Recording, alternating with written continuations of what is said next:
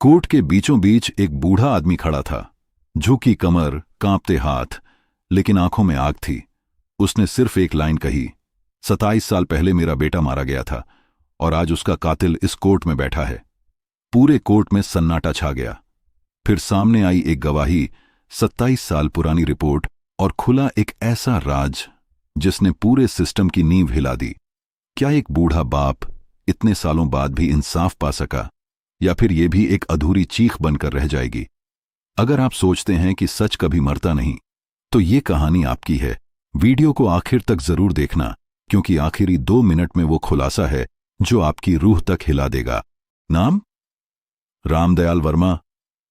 उसकी आवाज कमजोर थी, लेकिन शब्दों में एक ऐसी सख्ती थी जिसे समय भी नहीं तोड़ पाया था।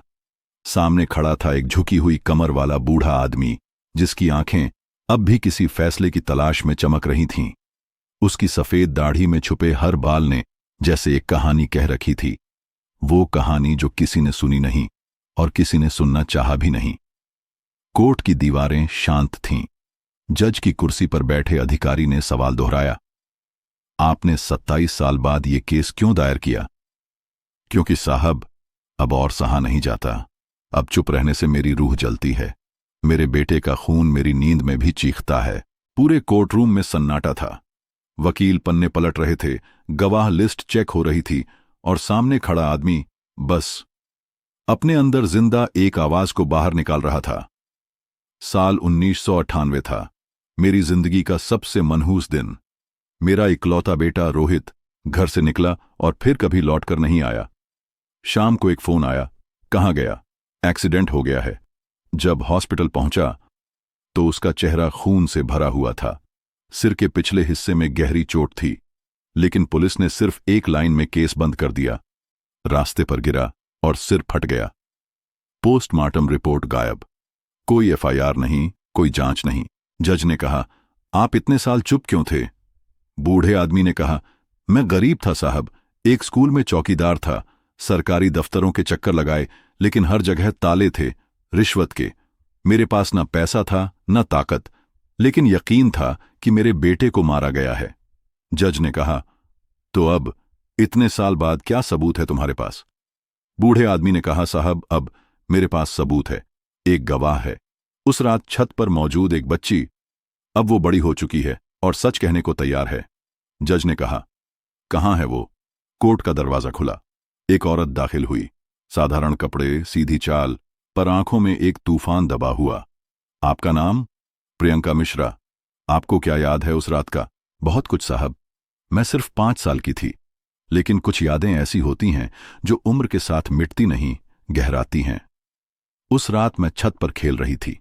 मैंने देखा एक सफेद कार आई, उसमें से 2 आदमी उतरे। एक ने पूछा, रोहित वर्मा यही रहता है? रोहित ने कहा, मैं ही रोहित वर्मा हूं।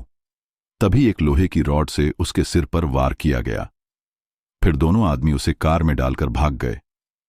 क्या आप पहचान सकती हैं उन आदमियों को? हां, एक को बहुत अच्छे से। क्या वो कोर्ट में मौजूद है? प्रियंका ने गर्दन घुमाई। उसकी उंगली एक व्यक्ति की ओर उठी।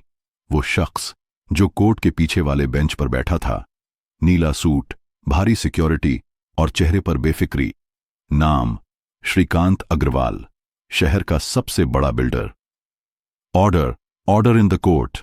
कोर्ट में हड़कंप मच गया। श्रीकांत के चेहरे पर पहली बार हल्की सी सिकुड़न आई थी। बिल्डर का वकील खड़ा हुआ। माय लॉर्ड, इतने साल बाद एक गवाह की बात पर कैसे यकीन किया जा सकता है?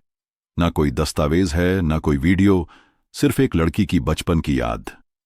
रामदयाल फिर से खड़ा हुआ। साहब, मैं सिर्फ एक बाप हूं, लेकिन आज अगर इस कोर्ट ने मेरी बात नहीं सुनी तो इस देश में हर गरीब बाप का भरोसा टूट जाएगा। मेरा बेटा, मेरी आंखों का तारा, जिसे मैंने पढ़ाया, पाला, वो मारा गया और मैं कुछ नहीं कर पाया। 27 साल तक मैंने होली नहीं मनाई, दिवाली नहीं जलाई। मेरा हर त्योहार मेरे बेटे की बरसी बन गया, और अब जब गवाह सामने आई है तो आप कह रहे हैं देर हो गई। जज शांत था, लेकिन उसकी आंखों में हलचल थी। ये केस दोबारा खोला जाएगा। सीबीआई जांच का आदेश दिया जाता है। 3 महीने में रिपोर्ट कोर्ट में पेश की जाए। इस आदेश के साथ रामदयाल ने पहली बार आंखें बंद कीं। जैसे 27 साल से जो कांटा चुभा था दिल में, वो थोड़ी देर के लिए ढीला हुआ हो। जांच शुरू हुई। पुराने दस्तावेज खोजे गए, हॉस्पिटल के पुराने कर्मचारी तलाशे गए और पोस्टमार्टम रिपोर्ट एक गुमनाम सरकारी फाइल से मिल गई। उसमें लिखा था, सिर पर गंभीर चोट, जो किसी भारी वस्तु से मारी गई है। एक्सीडेंट की संभावना नहीं दिखती। सबूत हाथ लग चुका था, लेकिन श्रीकांत की ताकत बड़ी थी। गवाहों को धमकाया जाने लगा। प्रियंका पर हमला हुआ। रामदयाल के घर पर रात में पत्थर फेंके गए। फिर भी वो नहीं रुके। फिर आया वो दिन जब केस का आखिरी सुनवाई थी। कोर्ट में श्रीकांत खड़ा था। पहली बार नीचे नजरें झुकी थीं उसकी। प्रियंका गवाही देने आई। डॉक्टर ने पुराने पोस्टमार्टम की रिपोर्ट पेश की और अंत में एक नया सबूत आया, एक रिटायर्ड कांस्टेबल की गवाही जो 27 साल से चुप था। साहब, उस रात मुझे ड्यूटी से हटाया गया था। कहाँ गया? छुट्टी ले लो। लेकिन मैं वहीं था। मैंने देखा था रोहित को जबरन कार में डाला गया। बाद में मुझे पैसे देकर चुप रहने को कहा गया और मैंने चुप्पी बेच दी थी। कोर्ट में जैसे किसी ने बम फोड़ दिया हो। अब फैसला साफ था। कोर्ट अभियुक्त श्रीकांत अग्रवाल को भारतीय दंड संहिता की धारा 302 के तहत आजीवन कारावास की सजा सुनाता है।